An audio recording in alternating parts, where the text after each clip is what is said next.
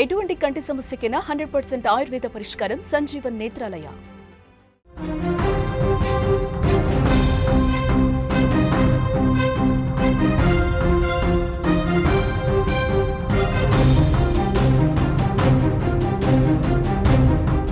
క్షణిక సుఖాల కోసం చేసే తప్పటడుగులు కొంపలు కొల్లేరు చేస్తాయి, కొంపల్ని ముంచేస్తాయి, జీవితాల్ని మార్చేస్తాయి. చిన్న చిన్న సుఖం కోసం ఒక తప్పటడుగు తప్పు పని చేస్తే ఆ తప్పు పని మన జీవితంలో దిద్దుకోలేని తప్పుగా మారి ముప్పుగా మారి కుటుంబాల్ని నాశనం చేస్తాయి. ఈ మాట చెప్పడానికి నేను మీకు ఒక కథ చూపించబోతున్నాను. ఈ కథ కాకినాడ జిల్లా, ఆంధ్రప్రదేశ్లోని కాకినాడ జిల్లా సామర్లకోటలో వెలుగు చూసింది. ఆ సామర్లకోటలో ఆదివారం ఉదయం అత్యంత దారుణ హత్యకు గురైన ఒక తల్లి, ఇద్దరు ఆడపిల్లల కథ. తల్లి పేరు మాధురి, ఇద్దరు ఆడపిల్లల పేరు నిస్సి, ప్రైసి. చాలా సంతోషంగా ఉందనుకున్నారు ఆ కుటుంబం. తన భార్య మాధురిని, ఇద్దరు ఆడపిల్లల్ని భర్త ధనుప్రసాద్ ఎంతో కష్టపడి రెక్కలు ముక్కలు చేసుకొని వాళ్ళని పోషిస్తున్నాడు. లారీ డ్రైవర్గా పనిచేస్తాడు ధనుప్రసాద్. రాత్రి పగలు అన్న తేడా లేదు, చాలా కష్టపడి నిజంగా చెమటోర్చి ఆ కుటుంబానికి అన్నం పెడుతున్నాడు. కానీ ఇంట్లో ఉండే మాధురి వేసిన ఒక తప్పటడుగు ఊహించని మలుపు తిప్పింది అతని జీవితాన్ని. ఆ మలుపు ఏంటో తెలుసా? మరణం. తన ఇద్దరు ఆడపిల్లల్ని నిస్సిని, ప్రైసిని కోల్పోయాడు ధనుప్రసాద్. అట్లాగే భార్యను కూడా కోల్పోయాడు. ధనుప్రసాద్ ఏ తప్పు చేయలేదు, కానీ ధనుప్రసాద్ భార్య ఎవరైతే మాధురి ఉందో, మాధురి వేసిన ఒక తప్పటడుగు, ఒక తప్పు నిర్ణయం ఊహించని పరిణామాలకు కారణమైంది. మీకందరికీ తెలుసు, ఆదివారం ఉదయం కాకినాడ జిల్లా సామర్లకోటలో 3 హత్యల గురించి మీకు అందరికీ తెలుసు. ఈ 3 హత్యల్లో మాధురి, ఆమె ఇద్దరు పిల్లలు నిస్సి, అట్లాగే ప్రైసి అత్యంత దారుణంగా ప్రాణాలు కోల్పోయారు.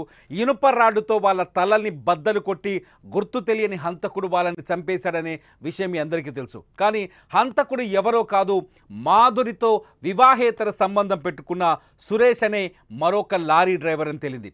సీసీటీవీ ఫుటేజ్ మొత్తం దొంగతనాన్ని బయటపెట్టింది. అట్లాగే మాధురికి సంబంధించిన మొబైల్ ఫోన్ ఈ మొత్తం వ్యవహారాన్ని వెలుగులోకి తీసుకొచ్చింది. స్క్రీన్ పైన మీరు చూస్తున్నారు సురేష్ ఫోటో. ఇతనే సురేష్. మాధురితో కొంతకాలంగా సురేష్కి పరిచయం ఉంది. వీళ్ళిద్దరి మధ్య కొంత వివాహేతర సంబంధం కొనసాగుతున్నట్టుగా తెలుస్తుంది. ధనుప్రసాద్ పనికి వెళ్ళగానే సురేష్ మాధురితో మాట్లాడడం, మాధురి దగ్గరికి రావడం, ఇదంతా కొన్ని రోజులుగా నడుస్తున్నట్టుగా తెలుస్తోంది. ఆ ప్రాంతంలో ఉన్న వాళ్ళు, అంటే హత్యలు జరిగిన తర్వాత పోలీసులు వచ్చారు. ఒక్కసారిగా జిల్లా ఎస్పీ కూడా అక్కడికి వచ్చి ఆందోళన వ్యక్తం చేశాడు. హత్యలు జరిగిన తర్వాత అసలు ఏం జరిగిందని మొత్తం చుట్టుపక్కల ఉన్న వాళ్ళని ఆరా తీస్తే సురేష్ పేరు బలంగా వినిపించింది. అలా అని సురేష్ మొబైల్ ఫోన్ని ట్రాక్ చేశారు పోలీసులు. అంతేకాదు హత్యలు జరిగిన ప్రాంతంలో, అంటే మాధురి ఆమె ఇద్దరు కుమార్తెలు అన్యాయంగా కుమార్తెలని చంపేసి వెళ్ళిపోయాడు సురేష్.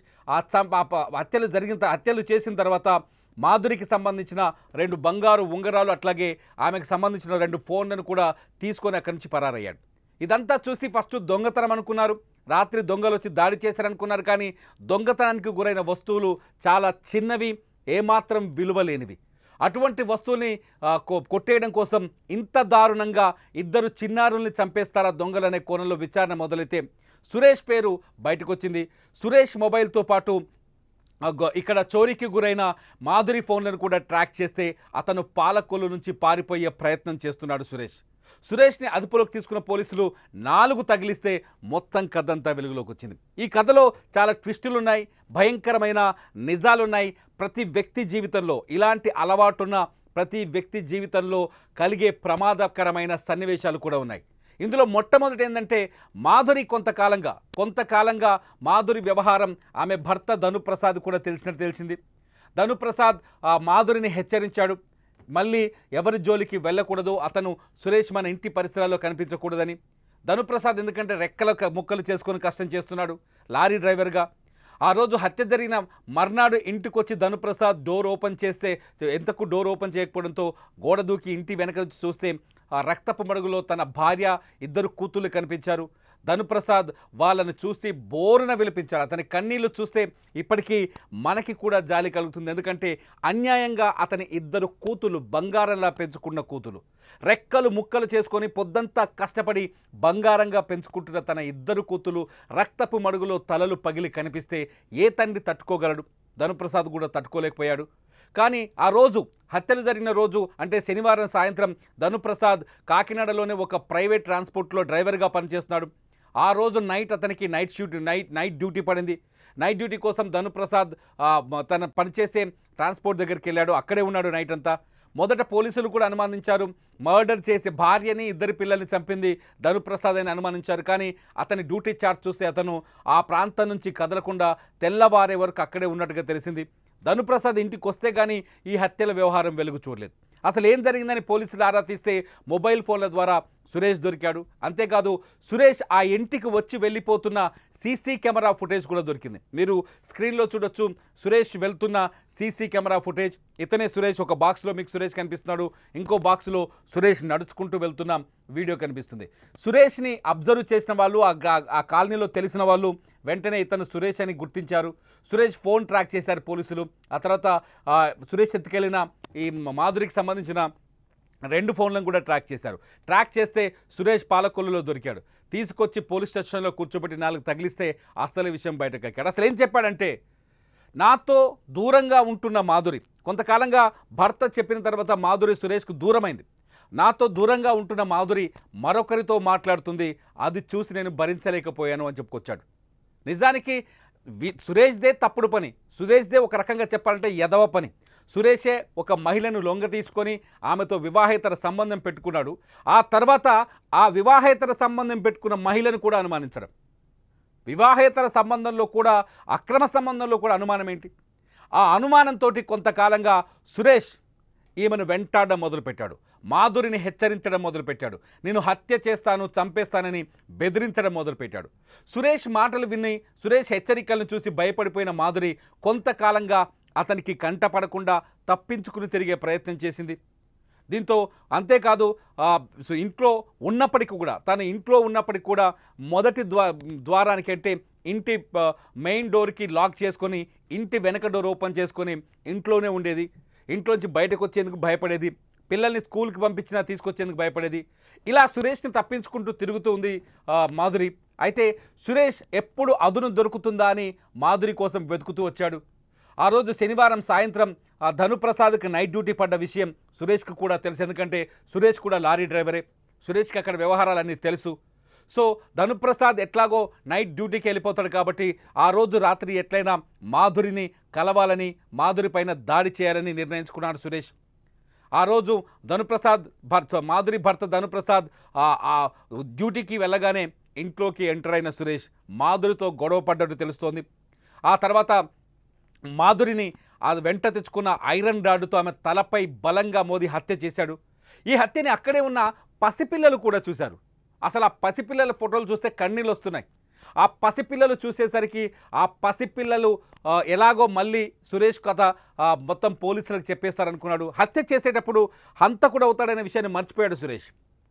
ఆ పసిపిల్లలు ఖచ్చితంగా తన పేరు బయట పెడతారని ఆలోచించి అన్యాయంగా ఆ ఇద్దరు చిన్నారులను కూడా తలపైన అదే ఇనపరాడుతో మోది హత్య చేశాడు. 3 హత్యలు చేసిన తర్వాత ఈ హత్యల వ్యవహారం వెలుగులోకి వస్తుంది. మాధురితో తను గతంలో మాట్లాడిన ఫోన్లు కానీ, చేసిన చాట్లు కానీ బయటపడతాయి. ఈ భయంతో సురేష్ ఒక దొంగతనం డ్రామాను క్రియేట్ చేశాడు. ఏం చేశాడు? మాధురి చేతుకున్న 2 ఉంగరాల్ని లాక్కున్నాడు. ఆ తర్వాత ఆమె దగ్గరున్న 2 ఫోన్లని తీసుకున్నాడు. అక్కడి నుంచి పరారయ్యే ప్రయత్నం చేశాడు. మాధురి ఫోన్లలో ఇతని డేటా ఉంటుంది కాబట్టి ఆ డేటాని డిలీట్ చేయాలనుకున్నాడు, లేకపోతే ఆ ఫోన్లు కనపడకుండా చేయాలనుకున్నాడు. చాలా సింపుల్గా మర్డర్ చేసి ఈజీగా తప్పించుకుంటానని ఆలోచించాడు సురేష్. తన మనసులో ఉన్న కసిని, కోపాన్ని అన్యాయంగా మాధురి పిల్లలపైన కూడా చూపించాడు. తప్పు మాధురి చేసింది అనుకుందాం ఇక్కడ. ఎందుకంటే అతనికి లొంగిపోవడమో, అతనితో వివాహేతర సంబంధం పెట్టుకోవడం వల్ల మాధురి తప్పు చేసింది అనుకుందాం. కానీ మాధురి చేసిన తప్పుకి ఇప్పుడు ఆమె ఇద్దరు పిల్లలు కూడా శిక్ష అనుభవించారు. అది కూడా మరణ శిక్ష, అసహజ మరణ శిక్ష. బోల్డ్ అంత భవిష్యత్తు ఉంది ఆ ఇద్దరు చిన్నారులకి, బోల్డ్ అంత జీవితం ఉంది. ఆ ఇద్దరు చిన్నారులు అత్యంత దారుణంగా హత్యకు గురయ్యాడు. సురేష్ హత్య చేసి తప్పించుకుందామనే పిచ్చి ఆలోచనతో అన్యాయంగా ఇద్దరు చిన్నారులను చంపేశాడు. మర్డర్ జరిగినప్పుడు ఖచ్చితంగా నిందితుడు ఎక్కడున్నా ప్రస్తుత వ్యవస్థలో తప్పించుకోవడం కష్టం. అతని సీసీ కెమెరాలు వెంటాడుతాయి, అతని మొబైల్ ఫోన్ సిగ్నల్స్ వెంటాడుతాయి, అతను చేసిన చాట్లు, అతను మాట్లాడిన ఫోన్ కాల్స్ అన్ని టెక్నికల్ ఎవిడెన్స్ చాలా ఈజీగా దొరుకుతుంది. ఈ విషయాన్ని సురేష్ బుర్రకి అందలేదు. సురేష్ మనసులో కేవలం పగ మాత్రమే ఉంది. ఆ పగతో అన్యాయంగా మాధురిని చంపి మాధురితో పాటు అన్యం పుణ్యం ఎరగనే ఇద్దరు పిల్లల్ని కూడా చంపేశాడు. ఇది అన్యాయంగా హత్య చేసిన తర్వాత చాలా సింపుల్గా సురేష్ ఇంకొకటి కూడా అనుకున్నాడు, భర్త ఎట్లాగో నైట్ షిఫ్ట్లో ఉంటాడు కాబట్టి హత్యలు భర్త మీదకి టర్న్ అవుతాయని కూడా ఆలోచించాడు. కొంతసేపు పోలీసులు భర్తని అనుమానించడం, భర్తని విచారించడంతో సురేష్ అనుకున్నాడు, నేను తప్పించుకొని పారిపోతే సరిపోతుంది, కొంతకాలం భర్తనే జైల్లో వేస్తారు, మిస్టరీగా మారుతుంది మర్డర్ అనుకున్నాడు. కానీ టెక్నికల్ ఎవిడెన్స్ సురేష్ని పూర్తి స్థాయిలో రౌండప్ చేసింది, సురేష్ని పట్టించింది. చివరికి కలిగిన నష్టాన్ని ఒకసారి చూస్తే సురేష్ అనేవాడు జైలుకి వెళ్ళాడు అక్రమ సంబంధం వల్ల, తన జీవితాన్ని నాశనం చేసుకున్నాడు. మాధురి అట్లాగే ఆమె ఇద్దరు పిల్లలు అసలు ప్రాణాలతోనే లేకుండా పోయారు. వివాహేతర సంబంధాలు ఎందుకు వద్దు, వివాహేతర సంబంధాలతో సమస్యలు ఏంటి అంటే ఇటువంటి నేరాలే. ఇటువంటి నేరాలు ఊహించని నేరాలు, ఆవేశంతో, ఆక్రోశంతో, అనాలోచితంగా వచ్చే కోపంతో అన్యాయంగా తమను తాను కోల్పోతారు. అట్లాగే ఎదుటి వాళ్ళ జీవితాలు కూడా నాశనమైపోతాయి. సింపుల్గా చెప్పాలంటే సామర్లకోటలో ఆదివారం ఉదయం వెలుగు చూసిన ఈ 3 హత్యలతో సురేష్ అనే వ్యక్తి జీవితం పోయింది, అతని కుటుంబం నాశనమైపోయింది. అట్లాగే ధనుప్రసాద్ చేసిన కష్టం వృధా అయింది, అతని జీవితం నాశనం అయిపోయింది. ధనుప్రసాద్ ఎంతో ప్రేమగా పెంచుకున్న తన ఇద్దరు కూతుళ్ళు చనిపోయారు, తప్పు చేసిన తన భార్య ప్రాణాలు కోల్పోయింది. ఈ కథలో మీకు అంతా ఏమర్థమవుతుంది చూస్తుంటే, వివాహేతర సంబంధాలు, అక్రమ సంబంధాలు నిజంగా నేరాల్ని ప్రోత్సహిస్తాయి, క్రైమ్ని ప్రోత్సహిస్తాయి, హత్యల దాకా వెళ్తాయని నేను బలంగా చెప్తున్నాను. నా మాటలు నిజమని మీరు భావిస్తున్నారా, లేకపోతే ఏమీ కాదని ఇంకా మీరు ఆలోచనలో ఉన్నారా? వివాహేతర సంబంధాల వల్ల జీవితాలు నాశనం అయిపోతాయన్న మీ అభిప్రాయాల్ని ఖచ్చితంగా ఈ వీడియో కింద రాయండి. లైవ్ అప్డేట్స్ కోసం చూస్తూనే ఉండండి సుమన్ టీవీ డిజిటల్ లైవ్, అట్లాగే సుమన్ టీవీ లైవ్.